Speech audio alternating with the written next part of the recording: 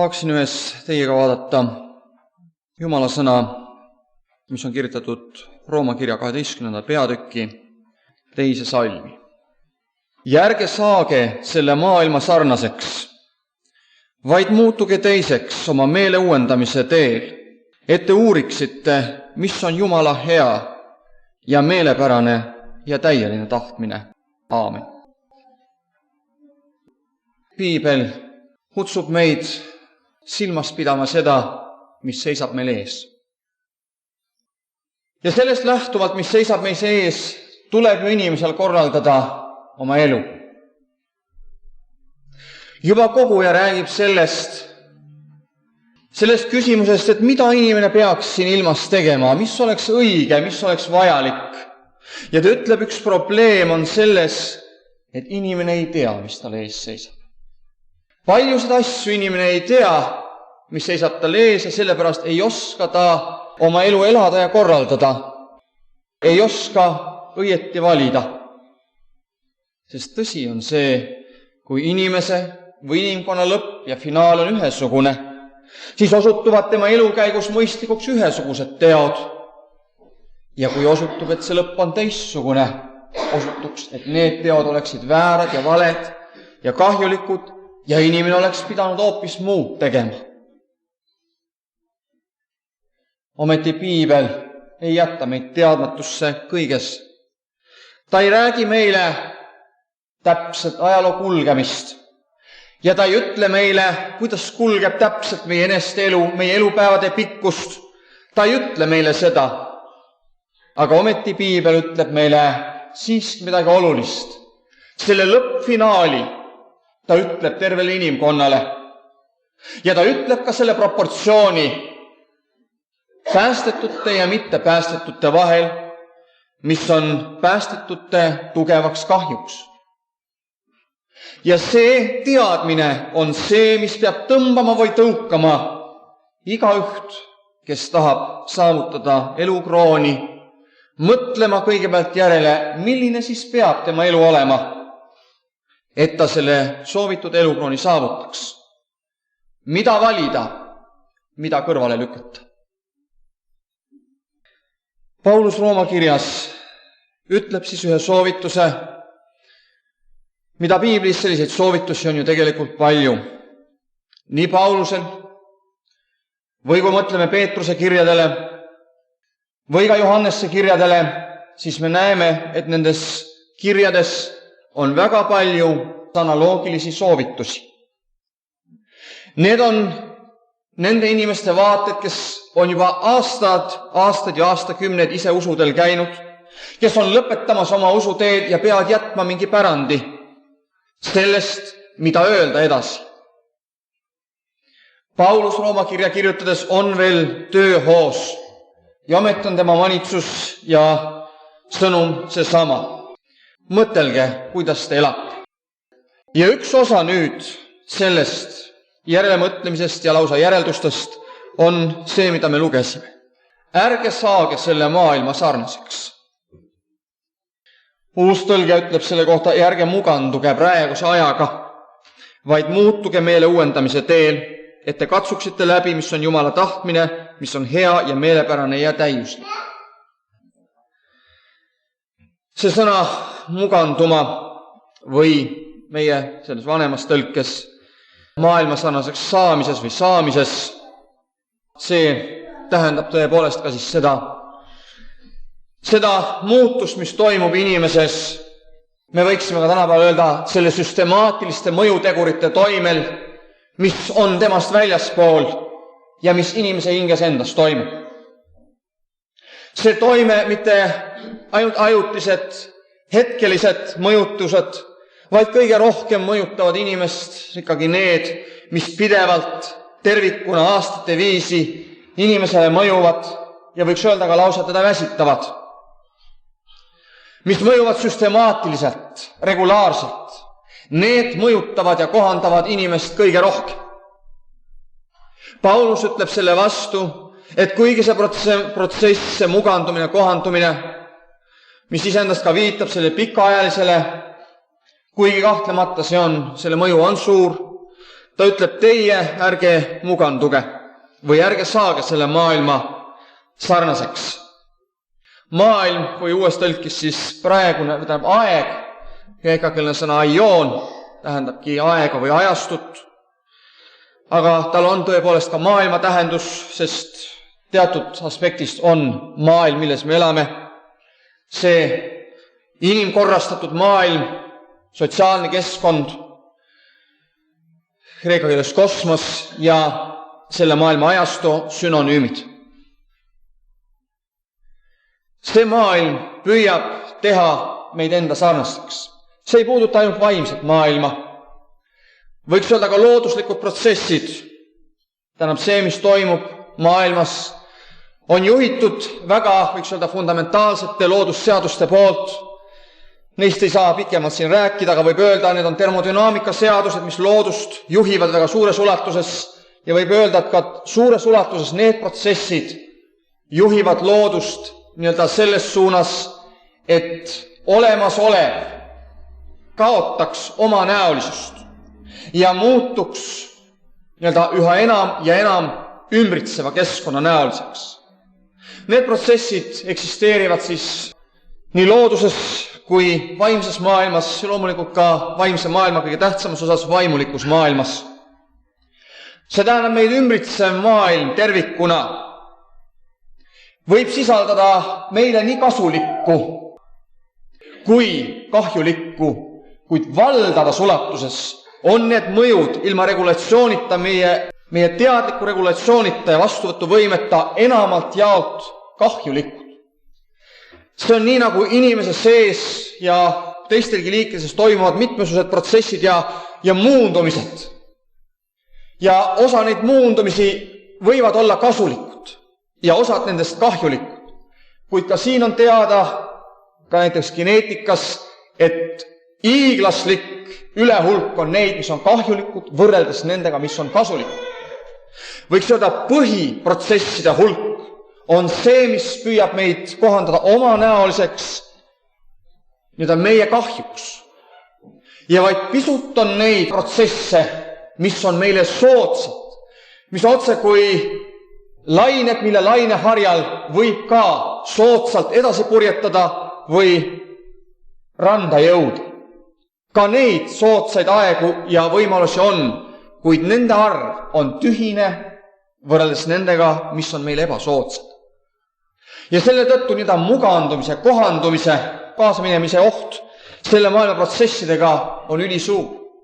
Ja seda mitte ainult võrdpildina loodusega, et see sama toimub looduses, vaid ka ju sellega, mida me oma elus, ühiskonna arengus näeme.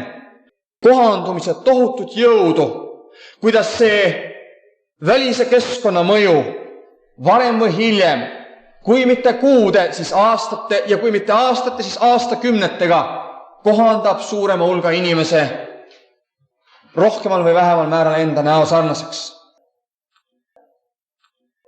Piibel hoiatab siis meid selle eest.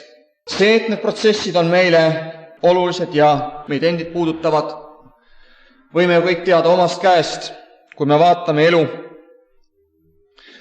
Võib-olla lugesime ka ise hiljuti üks sikiusuline, siis hindu päritolu naine, elas Ameerikas, aga tuli sealt ära Euroopasse, Hollandisse, mainis seda, et ta tuli ära Ameerika Ühendriikidest just sellepärast, et tema ümber oli nii palju narkoärikaid ja see oli talle niivõrd ebameeldiv nende inimestega, nendes inimeste seltskonnas, sellises keskkonnas elada, et ta tuli sealt ära Hollandisse, mõtles, et ta pääseb ühest kohast paremasse kohta. Aga osutus, et ta sattus vihma käest räästa alla ja see, mis Hollandis ta narkoäri sünnib, oli veelgi hullem kui Ameerika Ühendriikides. Seal Rotterdami korteris, kus ta elab, on narkoärikad pidevalt tema akende all toimetamas päeval ja ööl oma toimetamisi ja tal ei ole ka seal nendest pääsu. Ja nüüd see järeldus, mida ta tegi, oli just see sama, kuidas see ümbritsev keskkond sunnib ka inimest ja sundis inimest teatud määral kohanduma nendega, ja ta ütleb nõnda, nüüd ma saan aru, et kui ma midagi eitan, ta eitas siis neid narkoärikaid ja püüdis nendest põgeneda, siis tähendab, et see ma pean veel õppima aktsepteerima. Nüüd ma saan aru, et ka narkoärikad on osa sellest elust. Ta oli väsinud rändamast ja põgenemast, ta ei tahtnud enam Ameerika Ühendriikidesse tagasi minna, ta ei tahtnud ka enam ära minna Hollandist, ta oli väsinud põgenemast ja rändamast selle ümbritseva maailma pahelisuse eest. Ja järeldust, mis ta teeb, tuleb leppida, tuleb aktsepteerida, ma ei saa nendest niisama lihtsalt lahti, ma pean siis järelikult mitte enam põgenena, mitte enam vastu hakkama, vaid aktsepteerima. Pean veel õppima ka neid oma elus sallima ja taluma, pean nendega leppima. Ta hing, võiks öelda, oli väsinud vastupanust selle maailma halvale mõjule ja teatud määral ta tegi oma hinges järeleandmise. Sellist järeleandmist suurendab iga päev inimese elus tänapäevas ülivõimsalt arenenud massikommunikatsioonivahendid.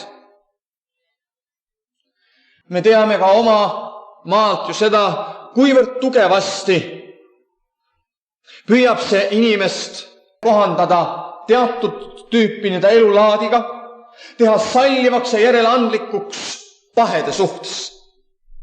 Ühes intervjuus, mida me võib-olla ka oleme lugenud, üks ajakirjanik ja fotograaf omavahel vestlevad, kes neid pahesid, mida meie piibli valgel tunneme pahedena, ei tunne pahedena ja ei tahagi tundada pahedena, vestlevad omavahel. Ja see ajakirjanik mainib siis seda, et inimeste üldine suhtumine muutub meilgi vabameelsemaks. Ja see fotograaf vastab talle, igast meediakanalist tuleb kaasaegset demokraatlikku suhtumist ja kes vähegi loeb, vaatab ja mõtleb, selle radikaalne jäledustunne leebub, sest inimene tunneks end ebamugavalt, võttes väga jäiga positsiooni. Tänapäeval kaovad binaarsused nagu halb ja hea ja nii edasi. Ka see mees, kes ise küll ei tunnegi tahtmist vastu sõdida sellele halvale, mida me tunneme halvana, mainib ära selle olulise faktor, mis aitab inimesel kohaneda selle maailmaga. Nimelt need massimeediavahendid, olgu ka ajakirjandus, televisioon, raadio või ka muud vahendid, need või inimeste omavahelised jututeemad. See kõik soodustab sellele, et inimese algselt loomupärane mõistlik meel, vastikustunne halva suhtes, jäledustunne selle vastu, mis on jälk, ebaloomuliku suhtes, hakkab üha enam ja enam järele andma, leebuma, muutub üha sallivamaks, kuna ta ütleb, väline surve, ühiskonna surve läbi massimeediate vahendid on sedavõrd tugev, et inimene tunneb, et ta jääb üha isoleeritumaks, üha üksikumaks ja väga jäigal positsioonil, kuigi õigel ja normaalse mõistuse positsioonil olles, on tal ebamugav, on raske. Lisaks sellele mitte ainult see, et ebamugav, vaid sageli ka konfliktne ja probleeme tekitav. Palju lihtsam on tõmbuda tagasi, anda järele ja elada kergemalt. Vaikselt muutuda süstemaatiliste mõjutegurite mõjul selle maailma sarnaseks. Kuid Paulus ütleb, ärge muutuge selle maailma sarnaseks, kuigi mõjutegurid võivad olla tugevad ja võivad olla suured meie mõjustamiseks. Aga Paulus ütleb, ärge laske sellel maailmas ennast süstemaatiliste mõjutuste kaudu siiski muutada selle maailma sarnaseks, sest te teate piiblist, et selle maailma saatuseks on häving. Maailm püüab meid muuta. Ta püüab meid muuta oma näoliseks. Ta ei püüa sageli muuta meid jäärsult, vaid vaikselt ja valutumalt, et inimene ei tajuks seda järsku langust oma elus. Seda, et on toimunud murrang, järeleandmine sallivuse suunas seal, kus sallivust olla ei tohi. See toimub järk-järgult, et inimene seda ei tajuks nii teravalt ja nii valuliselt, vaid see mugandumine oleks rahulik. Ja siin jääb inimesele ka veel selline meelepetlik arusaamine, kui inimene küll mugandub selle maailma oludega, aga aeglaselt, siis jääb tal alati mulje, et tema olukord ei ole väga halb, sest võrreldes ülemaailmselt olukorraga või enda ümber olevate inimestega, kelle keskmine allakäigu ja mugandumise kiirus on ju üldiselt järsem ja kiirem, jääb ju alati mulje, et me oleme nendest ikkagi paremal. Meie tasemevahe on ju säilunud või isegi kasvanud. Ja see lohutab sageli inimest, et ei ole asi nii hull. Kuid piibli mõõdupuudega ennast mõõta, inimene enam ei söanda, sest need tooksid esile selle, et tegelik olukord võib olla muutunud juba halvaks. Ja inimene vajab tõelist muutust, et mitte sattuda kõige halvema kätte. Selle maailma mõjufaktorid on kahtlemata jõulised. Ja nad püüavad meile peale suruda selle maailma käitumisjooni. Ja see algab, nagu siis juba mainitud, sellega, et inimene ei pruugi algul ise kõike seda kaasa teha, vaid ta muutub nende suhtes sallivaks, tolerantseks. Tolerantsust tänapäeva arusaamade mõttes loetakse üheks inimese väärtusomaduseks. Seda peetakse laialdaselt inimese väärtuseks, kui inimene suudab olla salliv või tolerantne erinevate arvamuste ja inimeste suhtes. Sageli nimetatakse seda ka, see on inimese intelligentsusomadus. Et inimesed, kes on siis haritud, need nagu iseendast mõistetavalt peaksid olema siis ka teiste suhtes tolerantsed, kuna nende mõistmisvõime peaks olema suurem. Muidugi on see paljas pettus, sest nii nagu on olemas asju, mille suhtes me peame olema sallivad ja tolerantsed.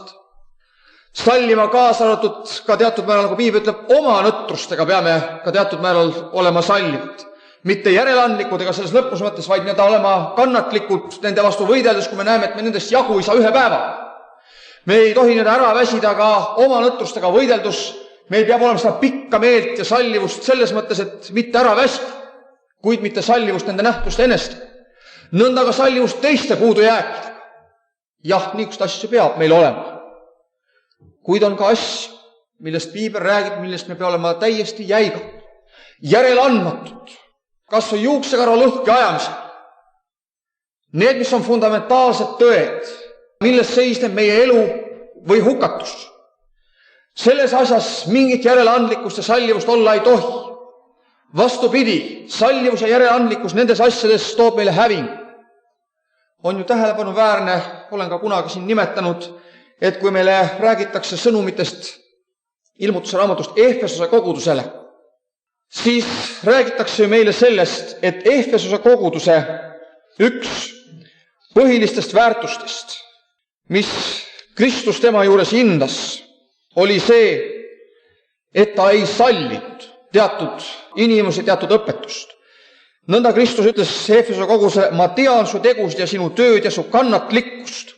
Ühelt poolt seda kannatlikkust teatud asjadega, siis ka sallivust, et neid asju muuta või neid hoida õigel rajal, ja et sa ei või sallida kurja. Ja oled läbi katsunud need, kes ennast siis väidavad olevat, apostlid olevat, aga ei ole, vaid on valelikud.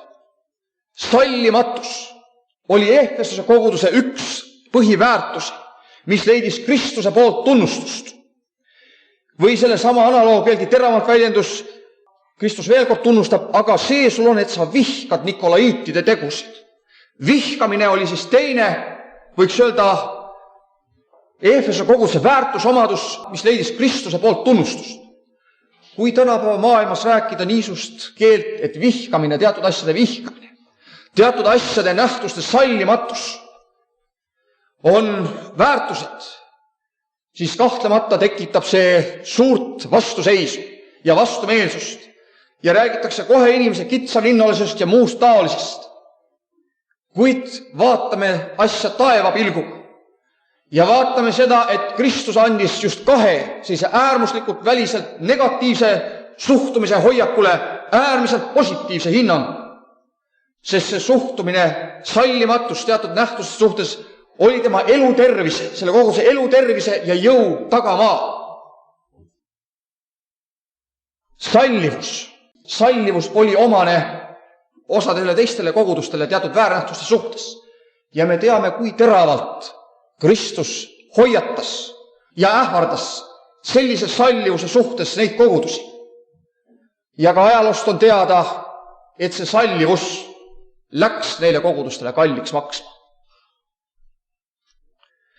Niisiis peame alati mõtlema sellele, mida sallida ja mida mitte, mida armastada ja mida vihata. Sest vastasel juhul, kui me ajame need proportsioonid segi, me seame oma vaimuliku elu ja igavese elu ohtu. On tõsi see, et kristlastele püütakse ette heita seda, et kristlased on sallimatud. Üks Eesti ühiskonna uurijatest Aili Aarelaid kirjeldab ka ühes oma artiklis, mis on suunatud siis usuõpetuse vastu. Ja kuidas ta oma artiklis siis püüab väidelda usuõpetuse kohustuslikuks muutmise vastu ja püüab selles artiklis ka muuseas siis sisse tuua need argumendid, miks ta usuõpetuse vastu on.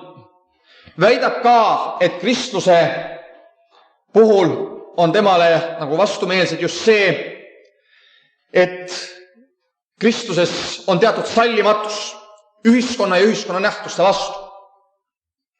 Ja ma tsiteerin siin teda, ta ütleb nõnda: kirik aga kaasajaga üks-üheselt kokku ei sobi.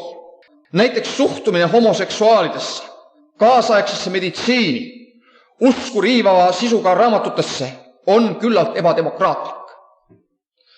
Nii et ka siis meie Eesti ühiskonna uurija heidab kristlusele ette, et kristlik suhtumine on loomult ebademokraatlik ja näiteks toob siis näiteks, et kristlased ei suhtu hästi, nagu ta nimetab, sellistesse ebanormaalsetesse nähtudesse, millesse ei suhtu tegelikult ju hästi ka paljud terve ja normaalse mõistusega inimesed. Kuid me näeme, kuidas ühiskonna surve püüab ka kristlust mõjutada selle kaudu, et kristlus jääks üheks väikeseks saarekeseks ühiskonna keskel, kes on siis igalt poolt rünnatav ja surve all ja oodatakse, kuni kristluse müürid nõrgenevad, kuni tekivad praod tema kaitsevõimesse ja ta enam ei soovi vastu hakata, ta hakkab kohanema, laseb endaga manipuleerida, hakkab algselt mitte ise kaasa tegema, küll aga sallima ühiskonna väärnähtusi, mitte nende kohta sõna võtma. Ja lõpuks, kui müürid on piisavalt nõrgad, kukuvad nad ise kokku. Kahtlemata peame ütlema, et neid kirikumüüride nõrgendamisi on toimunud kahjuks ka väga juba olulises ulatuses Eestimaal. Ja seda kristluse enda seesmise nõrkuse, seda ennekõike, aga ka väliste mõjurite ajendusel ja survel. Ja karta on, et kui kristlus ei taipa ka Eestimaal oma jõude kokku võtta, piibli manitsusi kuulda võtta, siis need protsessid jätkuvad ja toimub järeleandmine maailma mõtteviisile ja maailma mõtteviisi sissetung kristlikku ellu. See muutus ei toimu siis ainult selle kaasa tegemises, mis maailmas, ümbritsevas maailmas näha on, vaid algul siis vaevu märgatamates järeleandmistes, pragudes, müüri sees ja muus taolises. Ja selle kohta John Bunyan oma palveränduri teekonnas ütleb ühe palveteelise suu läbi, kes ka püüdis omal teel jõuda selle eesmärgini, mis ta oli alustanud ja jõudis üsna taevaväravate ligidale, enne kui ta pidi kogema kaotust. See üks palveränduritest ütleb teisele nõnda. Tõsi, meie usk on teistsugune kui nendel, kes pilli lõhki ajavad. Ta mõtleb siin siis puritaane, kes võtsid teatud korrektsust, moraalinõudeid elus väga tähtsana ja väga järjekindla ja tõsisena. Ta ütleb, meie usk on siis teistsugune kui nendel, kes pilli lõhki ajavad, aga vahe on ainult paaris ebaolulises asjas. Esiteks, ei püüa meie iial vastuvoolu sõuda ja teiseks meeldib meile hõbekingadega usk. Ilusa ilmaga on sellega nii tore tänaval kõndida, sest kõik inimesed jäävad meile järele vaatama. Tema jaoks ebaoluline asi, kas ujuda pärivoolu või minna vastuvoolu, tundus temale tühine, sellele palverändurile ebaoluline seik. Ja terve pika talveteekonna ajal või usurännaku ajal ei saanudki see usurändur aru, et viibib valel teel ja ta ei saavuta kunagi seda eesmärki, sest selleks, et saavutada eesmärki, peab ta tingimatult vastuvoolu ujuma. See oluline või ebaoluline, kuidas keegi seda peab, tõsiasi hakkab inimeste elus sageli tuhmuma ümbritseva maailma mõjul. Ja vastupidine protsess, mida Paulus siin ütleb, et ärge muganduge maailma sarnaseks või selle ajastu sarnaseks, vaid muutuge teiseks oma meeleuuendamise teel. See protsess toimub nii vaeva nõudev, nii vaevaline ja nii vilets, et sellega küll ei tahaks tegelema hakata. Nagu öeldud on ju tõepoolest, et see mugandumine toimub ja et see mugandamine hävitab lõpuks inimesi, seda ei näe ju ainult kristlased. Seda näevad paljud, nagu öeldud, terve mõistusega inimesed, ka ühiskonnateadlased, nad näevad seda. Osad ei julge seda öelda. Osad ei julgevad küll öelda, aga ei leia väljapääsuteed ega vastuhaku võimalust. Näevad lihtsalt seda kui paratamatust. Ja teiseks, probleem on ka selles, et tegelikult kui ka keegi püüab vastu hakata, siis osutub, et vastuhakk mugandumisele osutub raskeks teekonnaks. Nimelt vastuvoolu ujumiseks või vastuvoolu sõudmiseks, mis teatavasti, kui see on eriti pikaaegne tegevus, on tõepoolest väga raske tegevus. Saksa filosoof Karl Jaspers ütleb nõnda, kui antud olemasolu on tajutavais piires võimalik, lepib ta kõigega, on keskpärasuse pool, eites kõrvale kõik äärmuse ülepingutatud nõudmised ja võimalused. Olles vastu kõigele pingelisele, paneb ta rõhu kohandumisele ja mugandumisele. Rahu iga hinna eest välistab võitluse. Ideaaliks on töö takistuseta sujumine. Ma lähen kaduma koopereerumisest, kus käibib kujutlus, et kõik täiendab kõike. Ka saksa filosoof ja psühhiaater Karl Jaspers näeb seda, kuidas inimene, kes tahab jääda tõe juurde kindlaks, peab teatud määral oma asja viima järjekindla lõpuni, et jõuda otsusele, mis on õige, mis on vale. Ta ütleb, et ta teab, et vastupanu võib nurjuda, sest see on raske. Aga ta ütleb, tema ümber on suur hulk inimesi, kes kohanduvad oludele, kelle jaoks lihtsalt see olemasolu ja eluvõimalus selles maailmas ongi kõik tema väärtus.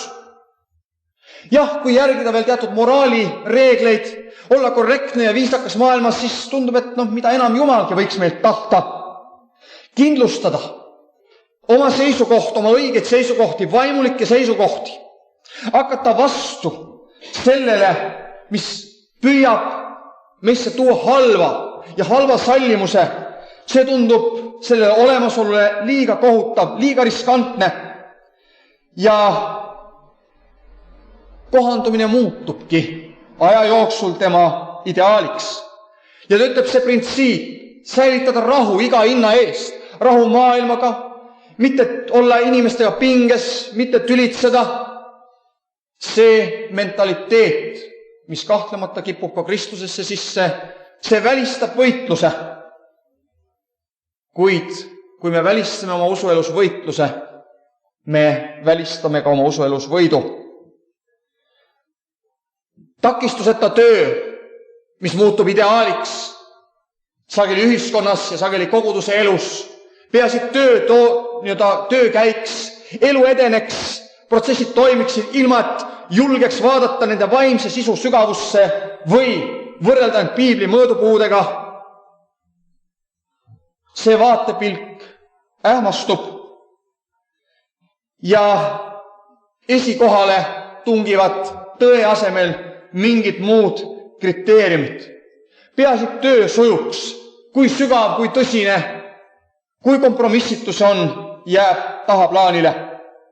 Endasse haaramine, integreerimine ja kõige ümbritseva koopereerimine, mitte ainult sellest maailmast, vaid ka ümbritsevast usuelust, kus on ju ka tohutult palju väärtusetut, tohutult palju halva, nõrka, jõuetut ja väära, ei rikasta meid, nagu ka Jasper Sõieti ütleb, vaid see koopereerumine võib tegelikult meid teha vaesemaks. Ja ta ütleb, et me läheme ise sellest koopereerumisest kaotsi. Kui kristlane arvab, et kõige ülevõtmine ja kõige sallimine ka muude uskondade ja usunähtuste juures, mida me näeme, see rikastab ja annab meile midagi juurde, siis kahtlemata see seisukoht on ekslik. Ka siin tuleb olla valiv. On asju, millesse peame suhtuma sallimatult ja asju, mida võime ja peame sallima. Meil seisab ees võitlus, aga nagu öeldud, on see võitlus raske. Aga ometi ilma selleta pole pääsemisteed. Rooma kirjas Paulus räägib, ärge laske nendel süstemaatilistel pikaaegsetel mõjustustel saada meelevaldajalda üle. Ärge saage selle maailma sarnaseks, vaid muutuge oma meele uuendamise teel. Kreekakeelne sõna metamorfoo, mis tähendab, mis on ka telgitud meie eesti keelse metamorfoos. See on siis teisenemine, moone või muundumine. Olulist tüüpi muundumine, mis väljendub nii meie käitumismuutumises kui ka meie väliste asjaolude ja elukäigu muutumises. See on üks pikaajaline ja vaevaline protsess. Puudub tahtmine, puudub jõud. Palju lihtsam on muganduda selle elu järele. Palju lihtsam on teha endale teistsugused reeglid, kohanduda ja elada maailmaga sõpruses, mitte vaenujalal. Sest see ju nõuab pinget. See takistab meid teatud asjades edasi liikumast. Ja see võib meile kalliks maksma minna. Palju lihtsam on järele anda, kui muutuda oma meelevaimus, või nagu kreekakeelne sõna siin kasutab sõna nuus, mõistust, muunduda oma mõistuses teistsuguseks. Pidada ikka halba halvaks, jälestada seda, mis on jälestusväärne, öelda ei sellele, mis on ebapuhas ja seista nõnda aasta järelt, aastakümne kõrval. Meenutame, et seda sama teed on läinud juba ka Vana Testamendi jumala mehed. Meenutame kas või Lotti, kelle kohta on öeldud, kes elas Soodomas, sest elades nende keskel see õige vaevas päevast päeva oma vaga hinge, nähes ja kuuldes ülekohtusi tegusid. Enne seda piibel ütleb, et need ülekohtused teod, mis ta nägi, vaevasid teda ja piinasid, nii see väline surve, mida ta nägema pidi ja kuulma, ütleb, see vaevas teda. Aga järgmine salm ütleb ka veel selle, et see mees, mitte ainult see väline vaev ei olnud tal, vaid ütles, see mees ise vaevas või seda tõlkida ka kui piinas oma vaga hinge, nähes seda, mis toimub ja mitte ainult seda, vaid selleks, et ennast puhtana hoida. Elada Soodomas ja mitte kohanduda. See oli raske asi. See maksas talle aastate, kümnete pikkuse hingevaeva, vastupanuvõime, enda piinamise, võiks öelda. Kui palju on neid inimesi, kes tahavad sellist teed minna, mida Lott läks. Aga ometi ütleb Jakobus, võtke vennad vaeva kannatamise eeskujuks prohveteid, kes meile issanda sõna on rääkinud. Ja mis oli prohvetite vaeva kannatamise põhiline sisu? Oli ju see, et nad olid alati vastuvoolu ujujad. et nende ja ühiskonna vahel oli peaaegu lakkamatu konflikt.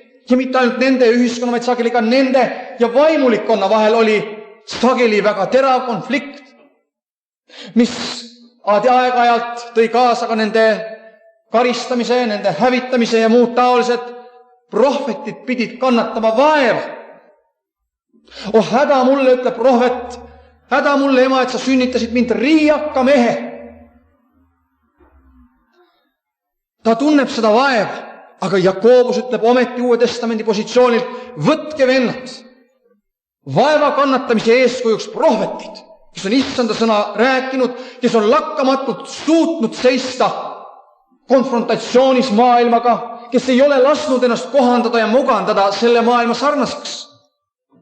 Ja Peetrus toob meile näite sellest, kuidas Lott suutis elada Soodomas, maksis rasket hinda, see tähendab sellega, et ta ei mugandunud, vaid seisis selle eest, et ta hing on teistsugune, et ta eluviis on teistsugune ja suutis vastu pidada. Ja alles siis issand päästis ta sellest nuhtlusest, kui ta oli seal palju aastaid elanud. Siis piibel ütleb, issand teab päästa Jumala kartlikke. Aga enne seda pidi Lott tundma paljuski hingevaeva, hingepiina, et mitte kohanduda ja muganduda selle maailma sarnaseks. Me vajame oma elus jõudu, vastupanu jõudu ja vastupanu tahet. Seda vastupanu jõudu ja vastupanu tahet püüab maailm inimesest nüristada ja kaotada. Ta püüab transformeerida piibli nõudeid ja käskusid ja keeldusid millekski teiseks, kergemaks, et neid oleks kergem täita, et nad oleksid inimestele arusaadavad ja vastuvõetavamad. Ja ta pakub inimestele võimastust elada kergemat, lõbusamat ja meeldivamat elu. Mitte nii palju Loti viisi, mitte nii palju prohvetite viisi. Selles maailmas kehtivad teistsugused reeglid ja teistsugune mentaliteet. Aga ometi on piibli üleskutse meil. Ärge muutuge selle maailma sarnaseks. Seiske vastu sellele maailmale oma hinges, oma eluviisis, oma tegudes, oma sõnades. Ärge kartke seda võitlust, mis teil tuleb pidada. Sest ilma võitluseta ei ole meil võitu. Nii nagu usuränder Banjani palveteekonnal võis väga kaugele jõuda, taevariigi ukseni peaaegu välja ja lõpuks ta ometi kaotas, sest ta ei olnud ujunud vastu voolu. Nii ka meie peame oma elus mõtlema sellele, mida teha, et ujuda vastu voolu. Kuidas seda teha? Ja mitte ainult, ka vastuvoolu ujumist üksi ei aita. Kui vool on kiire, siis me peame ujuma piisava jõu ja kiirusega, et liikuda üles voolu. Ei aita vaid vähesed jõupingutused, vaid ikka need, mis on piisavad. Piibel ütleb, et Jumal ei nõua üheltki rohkem, kui keegi suudab kanda. Aga ometi Jumal proovib meid kõiki ja laseb meid kanda neid raskusi ja seda hingevaeva, mida ta laskis kanda prohvetitel ja Lotil. Vaadates, kas meie olema püsivad kannatlikkuses, kas meie vaevame ja piiname oma hinge elades Soodomas ja Gomorras vaimses mõttes või anname järk-järkult järele. See on meie valida. Aga meie teadmine on see, Jumal aitab neid, kes hakkavad vastu selle maailma mentaliteedile. Ta annab neile jõudu, nagu piibel seda tõotab. Ja lõpuks nagu ka Loti, ühel hetkel ta kisub sealt Soodomast ta välja ja kingib talle ka tõotatud maa. Otsime siis seda tõotatud maad ja ujume ja liigume vastu voolu selle tõotatud maa suunast, isegi kui see on raske. Aamen.